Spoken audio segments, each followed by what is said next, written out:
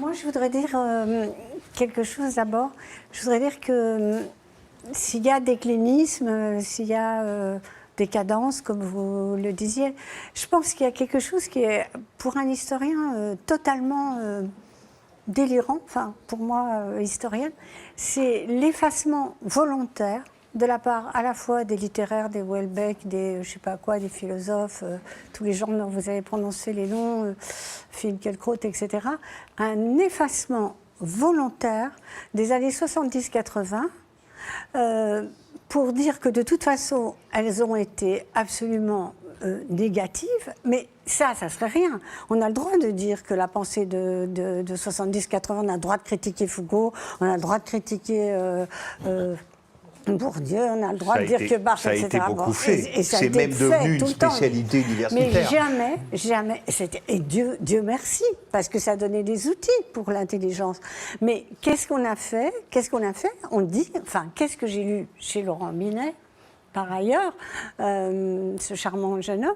Alors, Laurent Binet, juste en cette rentrée littéraire, livre chez Grasset, qui publie un gros roman, oui. Une fiction, dont le postulat est en gros « Et si Roland Barthes avait été assassiné » Oui, c'est ça, c'est-à-dire c'est un mélange voilà. de polar et de... Voilà, ça m'est un peu tombé des mains, donc je vais être honnête avec vous, je ne l'ai pas fini. Je comprends, moi je l'ai fini parce qu'il fallait... Mais c'est un jeu de massacre, disons, sur l'élite intellectuelle de l'époque. Mais voilà. C'est un jeu de massacre qui est extraordinairement, représentatif de ce qui se passe en ce moment. Effacé. Alors, qu'est-ce que peut être effacé, le passé? Ça n'existe pas. Pour une historienne, moi, je ne peux même pas y penser. C'est-à-dire, 70-80, on peut dire tout ce qu'on veut, mais on ne peut pas l'effacer. Après, on peut je ne sais pas, le fusiller, le critiquer, mais on ne peut qu'avancer à partir de lui. Et moi, je pense que quelque chose du déclinisme, qui est tout à fait différent de ce qu'il a été pendant toutes les époques, parce que c'est vrai, on a toujours dit ça décline, ça descend, etc., c'est que là, on est dans quelque chose de totalement différent. Même Soumission de Houellebecq ou d'autres livres. Et si je veux parler de l'histoire, si vous me le permettez, si je veux parler d'histoire, je dirais que l'histoire, elle s'est dépassionnée. L'histoire, elle devrait être passionnée. Alors, elle est passionnée quand il s'agit du négationnisme, de la Shoah, et Dieu soit loué.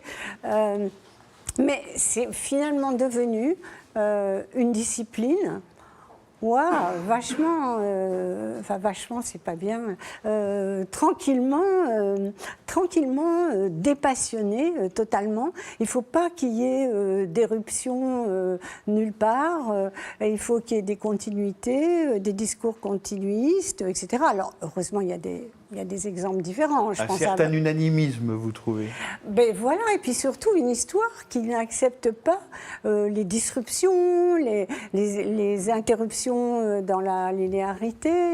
En fait, l'histoire, elle est faite pour déranger. Et là, qu'est-ce qu'on a? On a les médias en même temps, parce qu'on a Stéphane Bern tous les soirs. Moi, je peux plus. Moi, j'ai la tête comme un gong quand il arrive. Alors, il y a tous les monuments, d'accord, il y a Louis XIV, et personne ne dira que la fin 1695-1709, c'est 2 millions de personnes sur 20 millions en France qui vont mourir. Non, mais ça, tout le monde s'en fout. Bon, donc, je trouve que c'est terrible, parce que je trouve que l'histoire a eu quelque chose qui est devenu...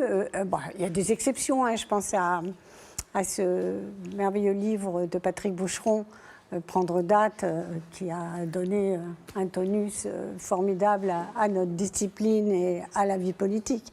Mais moi, je suis triste. Il n'y a qu'une seule chose qui fait qu'on n'y touche jamais.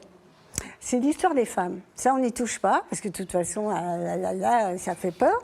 Et en plus, on n'y touche pas parce que, en plus, malheureusement, elle n'a pas été politique d'emblée. Elle est devenue politique, pour le meilleur et pour le pire.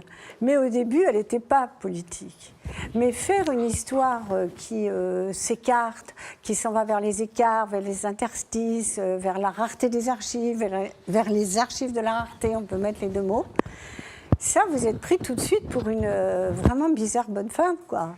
Et je pense qu'il manque de la passion. Parce qu'il y aurait de la passion, il n'y aurait pas des espèces de machins, là, des Welbeck et des trucs, je n'ai plus leur nom, les Finkielkraut, enfin, c'est pas des trucs, c'est des gens. Je respecte tout à fait dans leur. Mais juste à la fin, pour prolonger, parce que vous avez quand même travaillé avec un des grands intellectuels progressistes que la France ait connu, à savoir Michel Foucault. Est-ce que ce qui se distingue, au-delà des positions, les intellectuels aujourd'hui dont on parle, c'est pas l'abandon complet de la question sociale? Parce que vous qui avez beaucoup travaillé sur le peuple, bon, bah, une des caractéristiques de Foucault, qu'on soit d'accord avec lui ou pas, qu'on le critique ou pas, c'est qu'il était attentif à cette question-là. Alors que la manière dont des gens comme Finkielkraut ou d'autres conçoivent ça, c'est sans le peuple. Est-ce que cette coupure entre les élites et le peuple, les élites intellectuelles et le peuple, elle s'est accentuée pour vous? Ben bien sûr, elle s'est effectivement énormément accentuée. Et si vous voulez, on a eu beau dire tout ce qu'on a pu dire sur Foucault. Foucault, c'était vraiment...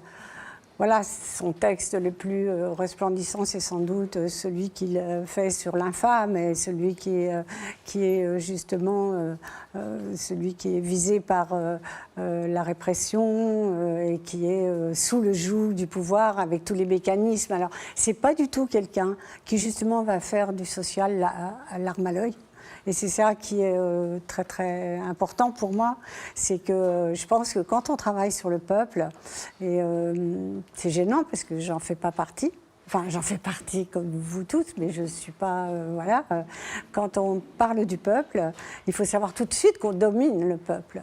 Et ce que j'aimais dans son idée d'intellectuel spécifique, c'est qu'il se préservait de cette idée-là d'une domination sur le peuple et que justement quand il parlait du peuple, c'était toujours pour le mettre en rapport avec le pouvoir et les mécanismes de pouvoir et pour toujours articuler sa vie, sa pensée, son imaginaire, comme aurait dit Rancière d'ailleurs, même s'ils n'étaient pas tout à fait proches l'un de l'autre, c'était pour l'articuler toujours avec l'ensemble des mécanismes du pouvoir, de l'économie, de l'intelligence, etc. Et bon, de ce côté-là, c'était quelqu'un de... Voilà, mais de toute façon, les gens, ils vous disent tout le temps, il est mort il y a 30 ans. Et il n'y a plus rien à dire après. Ah ben, il est mort il y a 30 ans, ben ok, ben Victor Hugo aussi, mais il y a plus longtemps. Père Filliot, quand vous intitulez votre